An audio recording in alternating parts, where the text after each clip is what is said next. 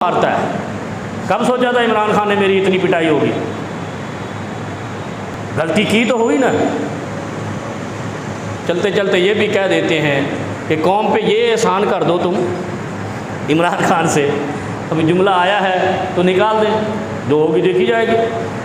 आपको मैं आपसे दरख्वास्त करता हूँ खान साहब, इस कौम पे रहम कीजिए जिसको कहते हो कि 70% मकबूलियत है आपकी, कि आपको ये किसने मशवरा दिया था? बस एक आदमी बता दो कि बनी हुई हुकूमतें तोड़ दो, अपोजिशन का सीटें छोड़ दो और बाहर जाके बैठ जाओ तमाशाइयों में। भाई जब ग्राउंड में होगे तो खिलाड़ी, बाहर होगे तो तमाशाई। ये जिस बंदे ने आपको मशवरा दिया था उस बंदे का नाम इस कौम को बता दो, फिर ये कौम आपके साथ रहेगी, वरना आप कौम ही बेचैन है। हर बंदे की आपने पिटाई करवा दी। वो किसने कहा था तुझे सारा? वो जैसे कहते हैं ना, वो गंदी औरत रूठ कर मेके चली जाती है और फिर क्या होता है? जो होता है वो आपको पता है। रूठ कर गंदी औरत जैसे मेके चली जाती है। इमरान खान साहब ने भी अपनी सियासत के साथ ऐसे ही किया है, रूठ कर मेके चला गया और वो जनाब अगले फिर जो करें करें।